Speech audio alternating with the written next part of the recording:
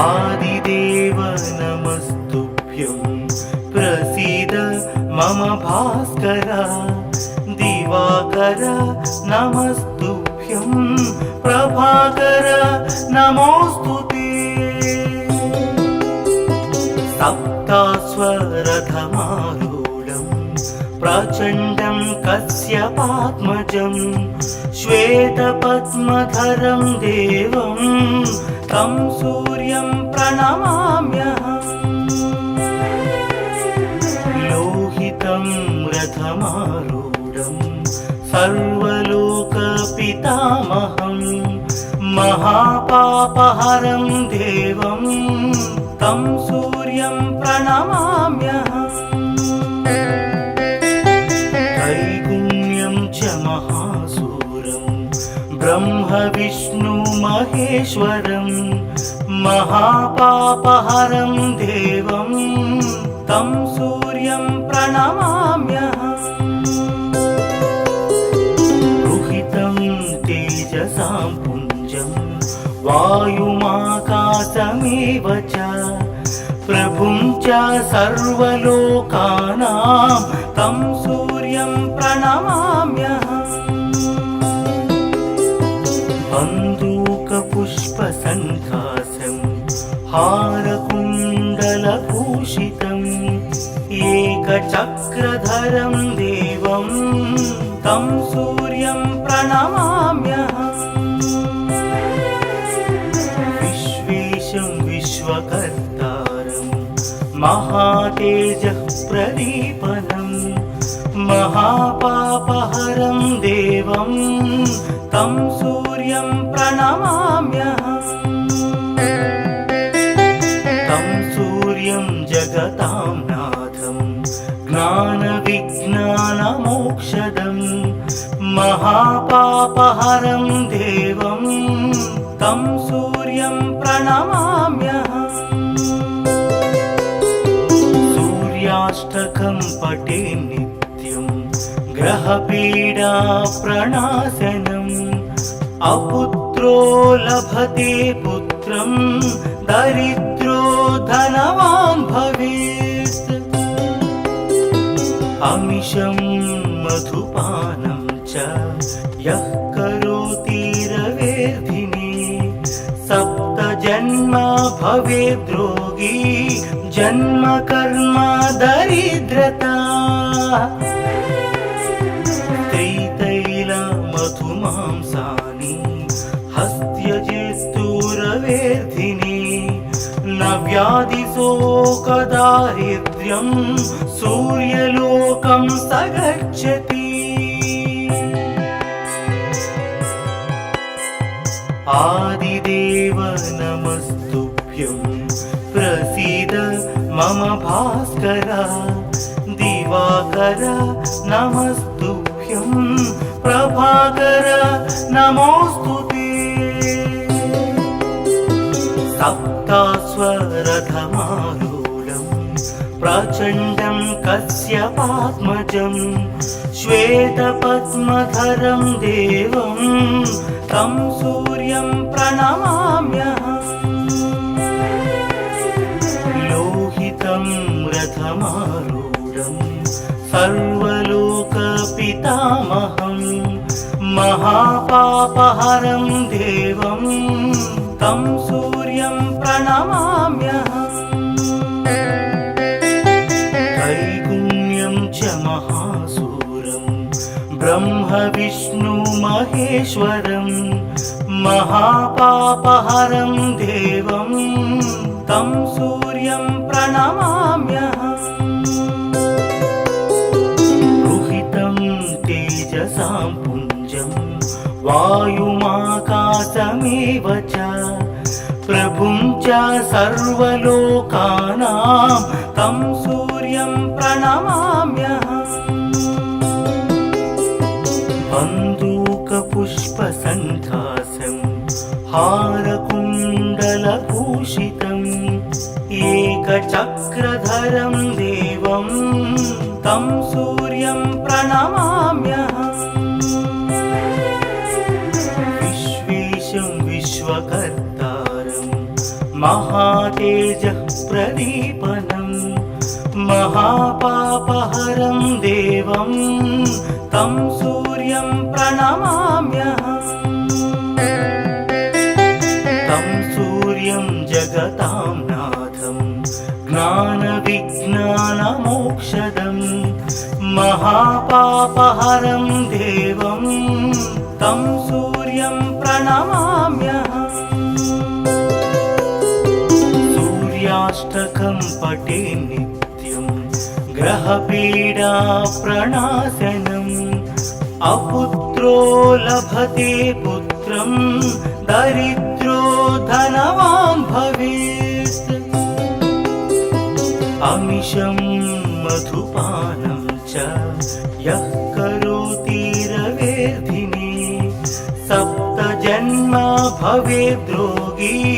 जन्म कर्म दरिद्रता त्रितैलमधुमांसानि हस्त्यजेस्तुरवेर्धिने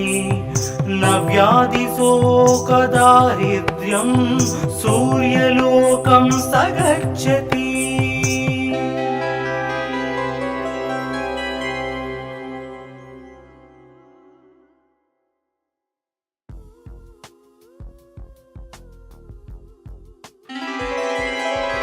आदिदेव नमस्तुभ्यं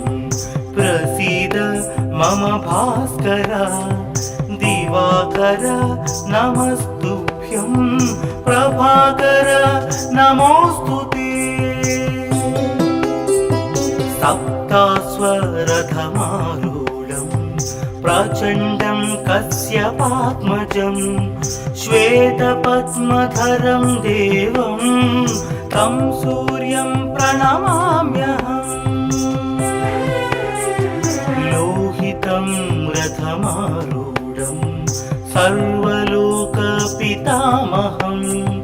महापापहरं देवं तं सूर्यं प्रणमाम्यहम् त्रैगुण्यं च महासूरं ब्रह्म विष्णु महेश्वरं महापापहरं देवं तं सूर्यं प्रणमाम्यहम् रुहितं तेजसां पुञ्जं वायुमाकाशमेव च प्रभुं च सर्वलोकानां तं सूर्यं प्रणमाम्यहम् बन्दूकपुष्पसङ्काशं हारकुण्डलभूषितम् एकचक्रधरं देवं तं सूर्यं प्रणमाम्यहम् विश्वेशं विश्वकर्तारं महातेजः प्रदीपनं महापापहरं देवं तं सूर्यं प्रणमाम्यहम् तं सूर्यं जगतां नाथं ज्ञानविज्ञानमोक्षदं महापापहरं देवं तं सूर्यं प्रणमाम्यहम् सूर्याष्टकं पठे नित्यं ग्रहपीडा प्रणाशनम् अपुत्रो लभते पुत्रं दरिद्रो धनवान् भवेत् अमिषं मधुपानं च यः करोति रवेर्धिने सप्तजन्म भवेद्रोगी जन्म कर्म दरिद्रता त्रितैलमधुमांसानि हस्त्यजेस्तुरवेर्धिने न व्याधिशोकदारिद्र्यं सूर्यलोकं स गच्छति आदिदेव नमस्तुभ्यं प्रसीद मम भास्कर दिवाकर नमस्तुभ्यं नमस्तुभ्यं प्रभाकर नमोऽस्तुते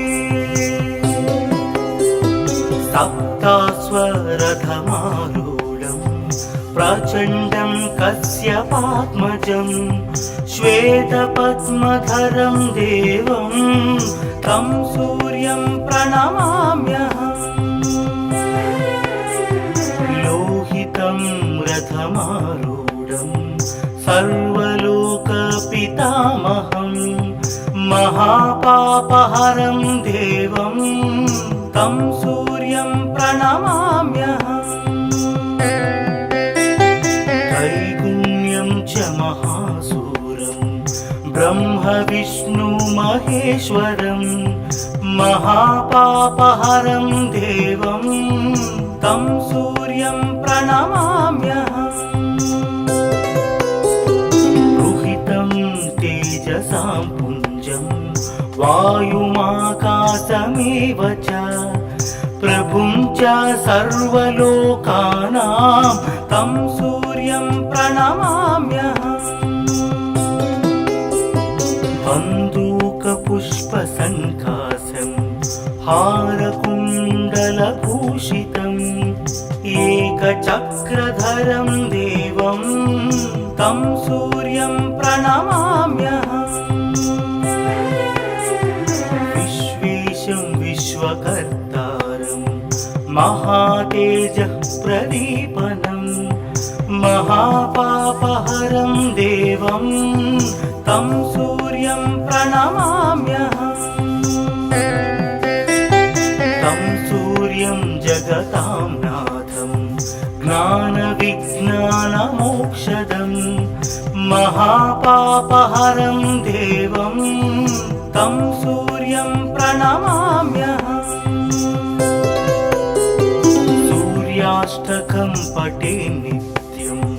ग्रहपीडा प्रणाशनम् अपुत्रो लभते पुत्रं दरिद्रो धनवान् भवेत् अमिषं मधुपानं च यः करोति रवेर्धिने सप्तजन्म भवेद्रोगी जन्म कर्म दरिद्रता त्रितैलमधुमांसानि हस्त्यजेस्तुरवेर्धिने न व्याधिशोकदारिद्र्यं सूर्यलोकं स गच्छति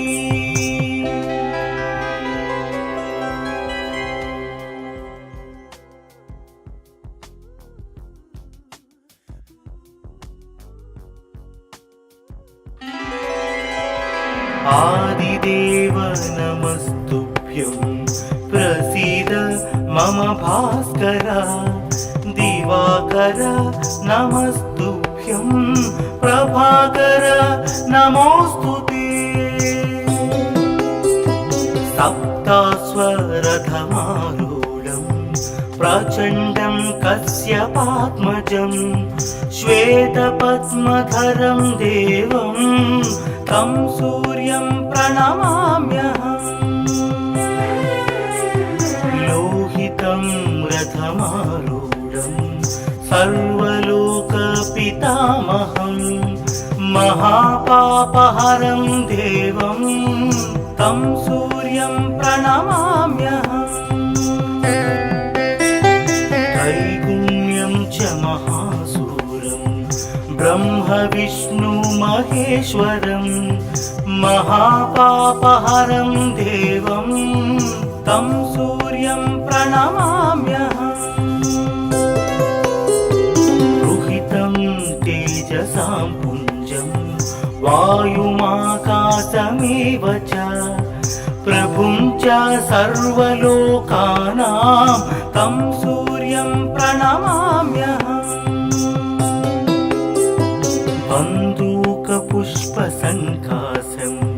हारकुण्डलभूषितम् एकचक्रधरं देवं तं सूर्यं प्रणमाम्यहम् विश्वेशं विश्वकर्तारं महातेजः प्रदीपनं महापापहरं देवं तं सूर्यं प्रणमाम्यहम् तं सूर्यं जगतां नाथं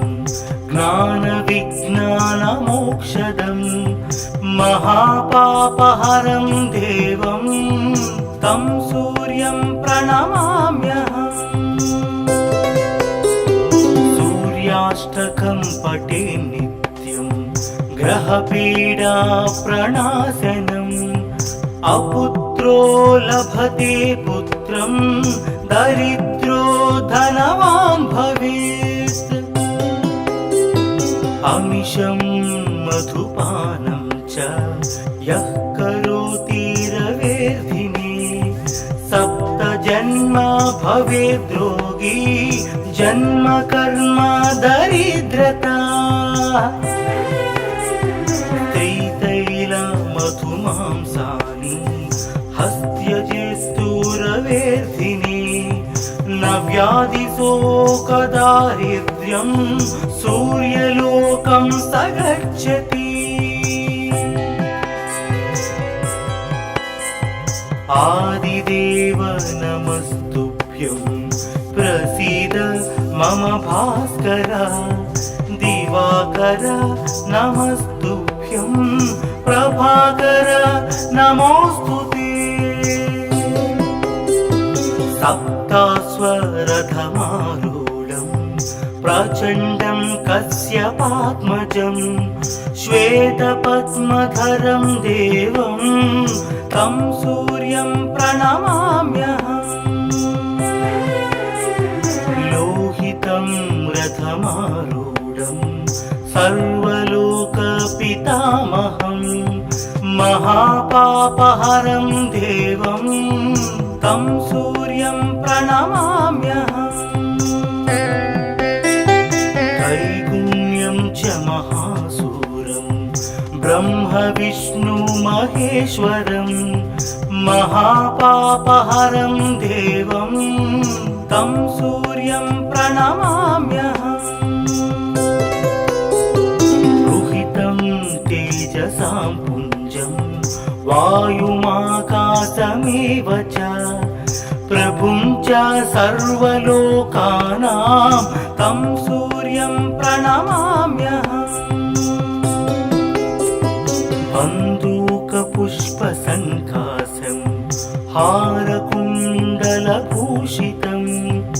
एकचक्रधरं देवं तं सूर्यं प्रणमाम्यहम्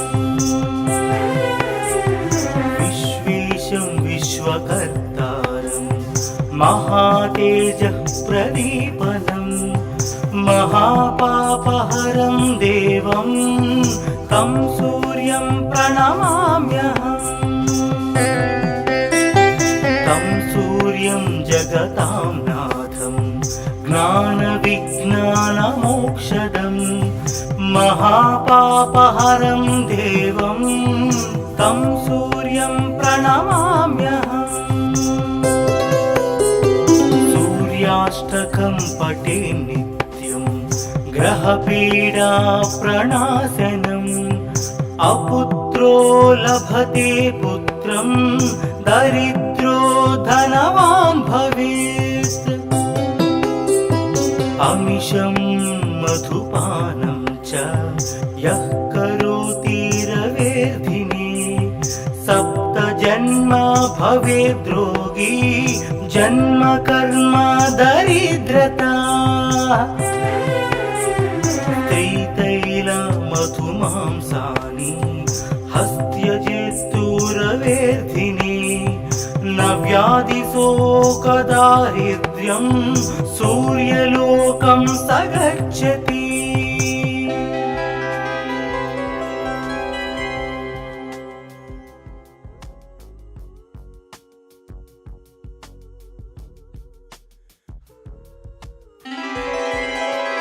आदिदेव नमस्तुभ्यं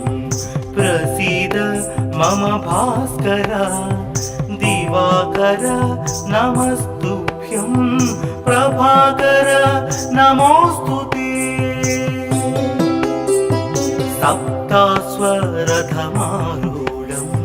प्रचण्डं कश्यपात्मजं श्वेतपद्मधरं देवं तं सूर्यं प्रणमाम्यहम्। लोहितं रथमारूढं सर्वलोकपितामहं महापापहरं देवं तं सूर्यं प्रणमाम्यहम्। त्रैगुण्यं च महासूरं ब्रह्मविष्णुमहेश्वरं महापापहरं देवं तं सूर्यं प्रणमाम्यहम्। रुहितं तेजसां पुञ्जं वायुमाकाशमेव च प्रभुं च सर्वलोकानां तं सूर्यं प्रणमाम्यहम्। बन्दूकपुष्पसङ्काशं हारकुण्डलभूषितम् एकचक्रधरं देवं तं सूर्यं प्रणमाम्यहम्। विश्वेशं विश्वकर्तारं महातेजः प्रदीपनं महापापहरं देवं तं सूर्यं प्रणमाम्यहम्। तं सूर्यं जगतां नाथं ज्ञानविज्ञानमोक्षदं महापापहरं देवं तं सूर्यं प्रणमाम्यहम्। सूर्याष्टकं पठे नित्यं ग्रहपीडाप्रणाशनम् अपुत्रो लभते पुत्रं दरिद्रो धनवान् भवेत्। अमिषं मधुपानं च यः करोति रवेर्धिने सप्तजन्म भवेद्रोगी जन्म कर्म दरिद्रता। त्रितैलमधुमांसानि हस्त्यजेस्तुरवेर्धिने न व्याधिशोकदारिद्र्यं सूर्यलोकं स गच्छति। आदिदेव नमस्तुभ्यं प्रसीद मम भास्कर। दिवाकर नमस्तुभ्यं प्रभाकर नमोऽस्तु ते। सप्ताश्वरथमारूढं प्रचण्डं कश्यपात्मजं श्वेतपद्मधरं देवं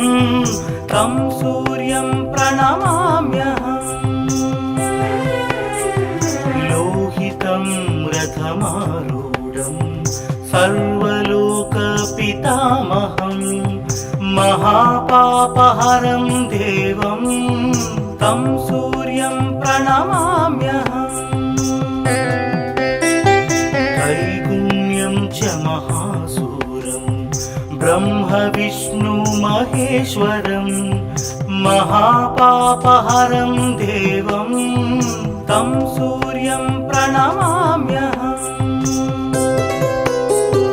रुहितं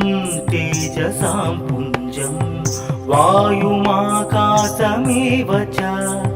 प्रभुं च सर्वलोकानां तं सूर्यं प्रणमाम्यहम्। बन्दूकपुष्पसङ्काशं हारकुण्डलभूषितम् एकचक्रधरं देवं तं सूर्यं प्रणमाम्यहम्। विश्वेशं विश्वकर्तारं महातेजः प्रदीपनं